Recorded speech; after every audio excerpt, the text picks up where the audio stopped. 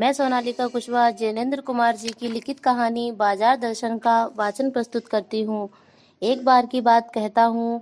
मित्र बाजार गए तो थे, कोई एक मामूली चीज लेने पर लौटे तो एकदम बहुत से बंडल पास थे। मैंने कहा, यह क्या? बोले, यह जो साथ थी उनका आशय था कि यह पत्नी की महिमा है। उस महिमा का मैं कायल हूँ। आदि काल से इस विषय में पति से पत्नी की ही प्रमुखता प्रमाणित है, और यह व्यक्तित्व का प्रश्न नहीं, स्त्रीत्व का प्रश्न है। स्त्री माया न जोड़े तो क्या मैं जोड़ूं? फिर भी सच मन है, और यह कि इस बात में पत्नी की ओट ली जाती है। मूल में एक और तत्व की महिमा सविशेष है।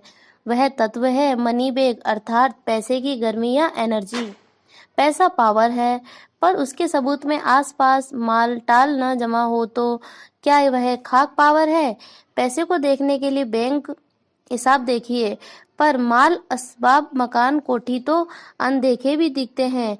पैसे की उस परचेजिंग पावर के प्रयोग में ही पावर का रस है। लेकिन नहीं, लोग संयमी भी होते हैं। वे फिजूल सामान को फिजूल समझते हैं। वे पैसा बहाते नहीं और बुद्धिमान होते हैं। बुद्धि और संयम पूर्वक वह पैसे को जोड़ते जाते हैं। वह पैसे की पावर को इतना निश्चित समझते हैं कि उसके प्रयोग की परीक्षा उन्हें दरकार नहीं है।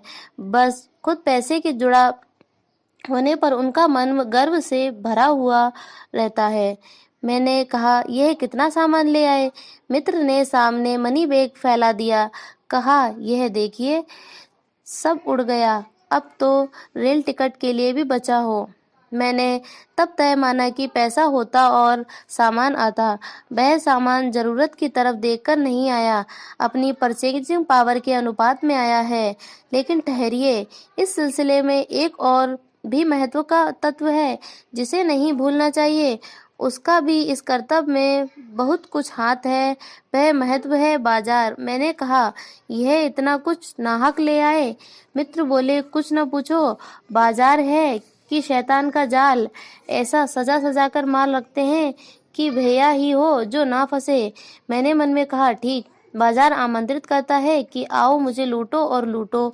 सब भूल जाओ, मुझे देखो। मेरा रूप और किसके लिए है?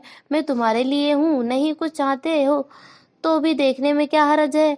अजी आओ भी। इस आमंत्रण में यह खूबी है कि आग्रह नहीं है, आग्रह तिरस्कार जगाता है। लेकिन ऊंचे बाजार का आमंत्रण मूक होता है और उससे चाह जगती है। चाह मतलब अभाव। चौक बाजार में खड़े होकर आदमी को लगने लगता है कि उसके अपने माँ पास काफी नहीं है, और चाहिए। मेरे यहाँ कितना परिमित है और यहाँ कितना अतुलित है। ओह, कोई अपने को न जाने तो बाजार का ये चौक उसे कामना से विकल बना छोड़े। विकल क्यों? पागल, असंतोष, तृष्णा और ईर्ष्या से घायल कर मनुष्य को सदा के लिए यह बेकार बना डाल सकता है। एक और मित्र की बात है। यह दोपहर के पहले के गए बाजार से कहीं शाम को वापस आए तो खाली हाथ। मैंने पूछा, कहाँ रहे? बोले, बाजार देखते रहे। मैंने कहा, बाजार को देखते क्या रहे? बोले, क्यों बाजार? तब मैंने कहा, लाए तो कुछ नहीं। बोले, हाँ, पर यह समझना आता था कि ना लूं तो क्या। सभी कुछ तो लेने को जी होता था। कुछ लेने का मतलब था शेष सब कुछ को छोड़ देना, पर मैं कुछ भी नहीं छोड़ना चाहता था। इससे मैं कुछ भी नहीं ले सका। मैंने कहा, खूब। पर मित्र की बात ठीक थी। अगर ठीक पता नहीं है कि क्या चाहते हो तो सब और की चाह तुम्हें घेर लेगी, और तब परिणाम त्रास ही होगा। गति नहीं होगी, न कर्म। बाजार में एक जादू है। वह जादू आंख की राह काम करता है। वह रूप का जादू है। पर जैसे चुम्बक का जादू लोहे पर ही चलता है, वैसे ही इस जादू की भी मर्यादा है। जेब भरी हो और मन खाली हो, ऐसी हालत में जादू का असर खूब होता है। जेब खाली पर मन भरा ना हो तो भी जादू चल जाएगा। मन खाली है तो बाजार की अनेकानेक चीजों का निमंत्रण उस तक पहुंच जाएगा। कहीं उस वक्त जेब भरी, तब तो फिर वह मन किसकी मानने वाला है? मालूम होता है यह भी लूं, वह भी लूं। सभी सामान जरूरी और आराम को बढ़ाने वाला मालूम होता है। पर यह सब जादू का असर है। जादू की सवारी उतरी कि पता चलता है फैंसी चीजों की बहुतायत आराम में बदल मदद नहीं देती, बल्कि खलल ही डालती है। थोड़ी देर को स्वाभिमान को जरूर सेक मिल जाता है, पर इससे अभिमान की गिल्टी की और खुराक ही मिलती है। जकड़ रेशमी डोरी की हो तो रेशम के स्पर्श के मुलायम के कारण क्या वह कम जकड़ होगी? पर उस जादू की जकड़ से बचने का एक सीधा सा उपाय है। वह यह है कि बाजार जाओ तो खाली मन न हो, मन खाली हो तब बाजार न जाओ। कहते हैं लू में जाना हो तो बाजार भी फैला का फैला ही रह जाएगा, तब वह घाव बिल्कुल नहीं दे सकेगा बल्कि कुछ आनंद ही देगा।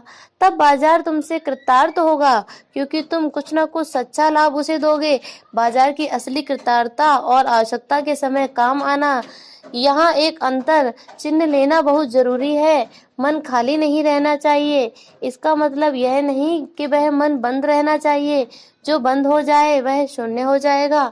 शून्य होने का अधिकार बस परमात्मा का है, जो सनातन भाव से संपूर्ण, शेष सब अपूर्ण है। इससे मन बंद नहीं रह सकता।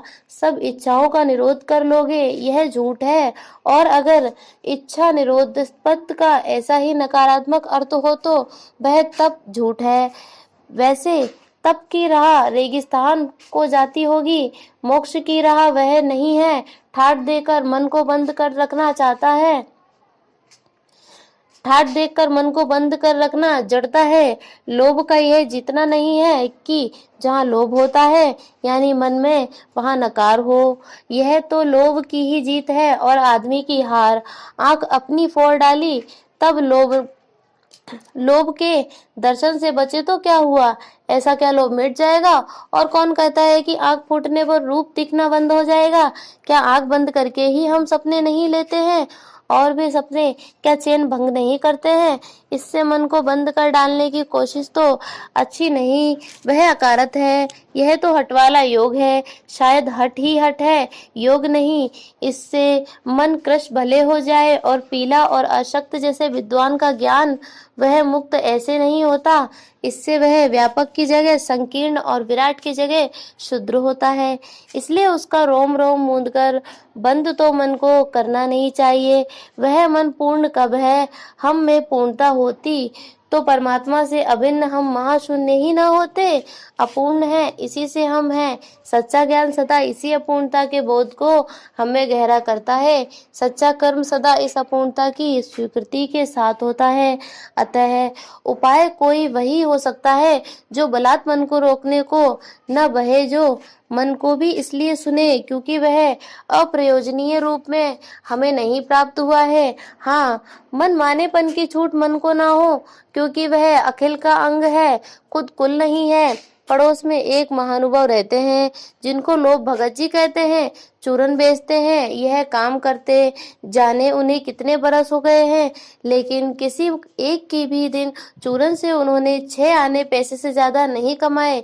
चूरन उनका आसपास सरनाम है और खुद खूब लोकप्रिय है। कहीं व्यवसाय का गुर पकड़ लेते और उस पर चलते तो आज खुशहाल क्या मालामाल होते।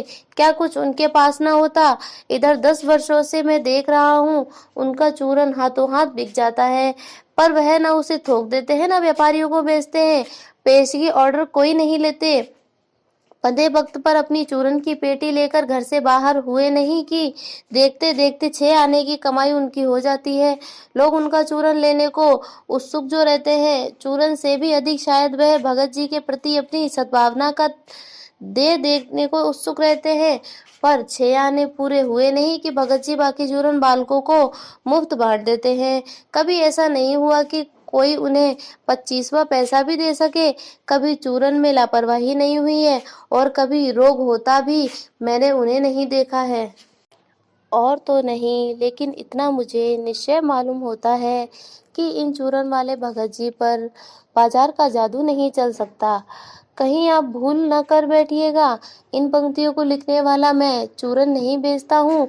जी नहीं, ऐसी हल्की बात भी न सोचिएगा। यह समझिएगा कि लेख के किसी भी मान्य पाठक से उस चूरन वाले को श्रेष्ठ बताने की मैं हिम्मत कर सकता हूँ।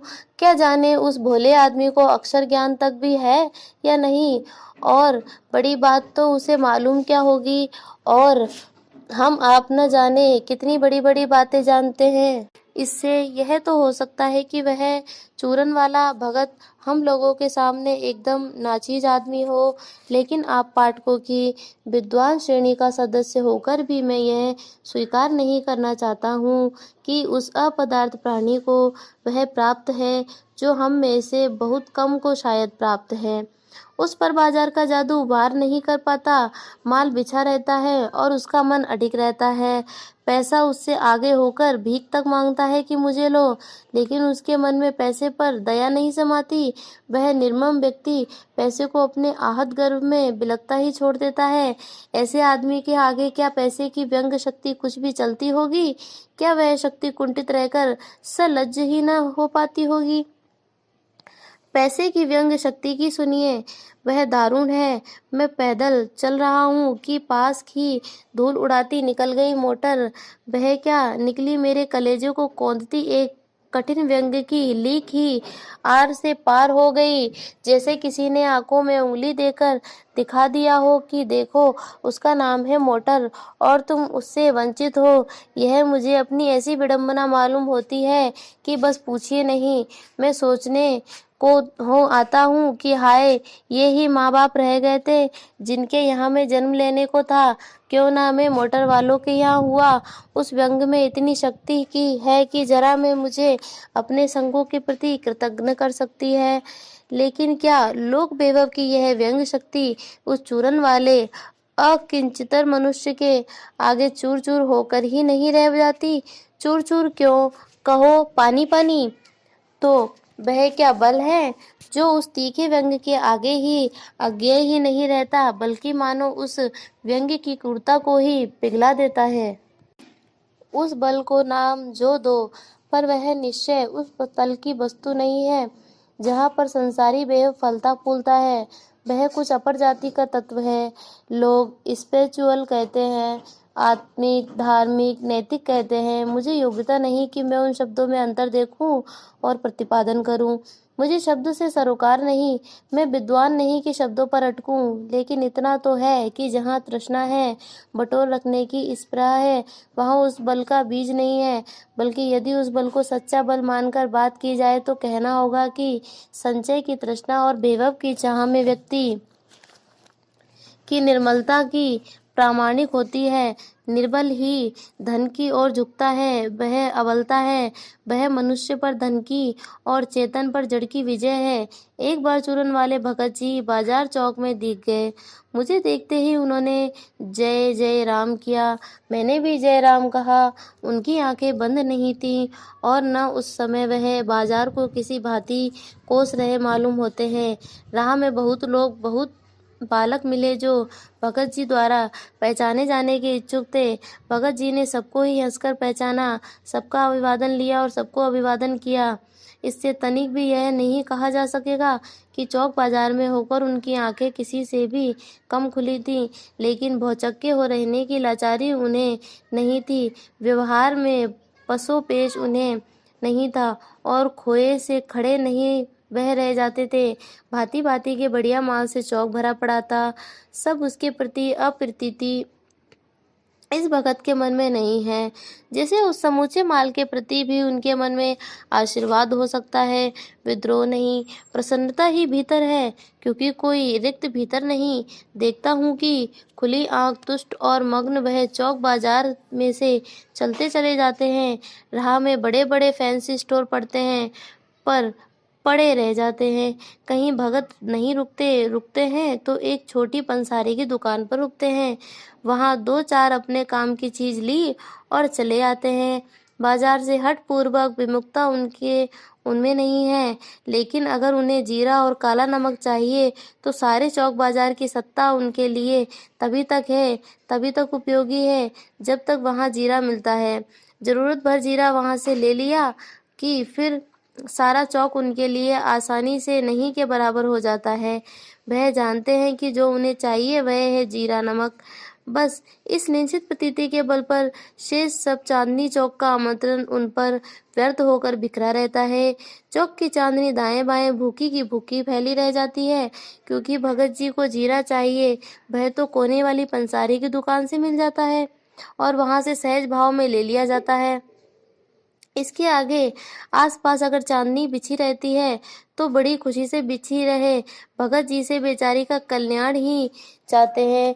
यहाँ मुझे ज्ञात होता है कि बाजार को सार्थकता भी वही मनुष्य देता है जो जानता है कि वह क्या चाहता है, और जो नहीं जानते कि वे क्या चाहते हैं, अपनी परचेजिंग पावर के गर्व में अपने पैसे से केवल एक विनाशक शक्ति, शैतानी शक्ति, व्यंग की शक्ति ही बाजार को देते हैं। ना तो वे बाजार से लाभ उठा सकते हैं, ना उस बाजार को सच्चा लाभ दे सकते हैं। वे लोग बाजार का बाजारूपन बढ़ाते हैं, जिसका मतलब है कि कपट बढ़ाते हैं। कपट की बढ़ती का अर्थ परस्पर में सद्भाव की घटी। इस सद्भाव के हार्स पर आदमी आपस में भाई भाई और सहृदय और पड़ोसी फिर रहे ही नहीं जाते, और आपस में कोरे ग्राहक और बेचक की तरह व्यवहार करते हैं, मानो दोनों एक दूसरे को ठगने की घात में हो। एक की हानि में दूसरे का लाभ दिखता है, और यह बाजार का बल्कि इतिहास का सत्य माना जाता है। ऐसे बाजार को बीच में लेकर लोगों में आवश्यकता का आदान प्रदान नहीं होता, बल्कि शोषण होने लगता है, तब कपट सफल होता है, निष्कपट शिकार होता है। ऐसे बाजार मानवता के लिए विडंबना है, और जो ऐसे बाजार का पोषण करता है, जो उसका शास्त्र बना हुआ है, वह अर्थशास्त्र सरासर औंधा है, वह मायावी शास्त्र है, वह अर्थशास्त्र अनीति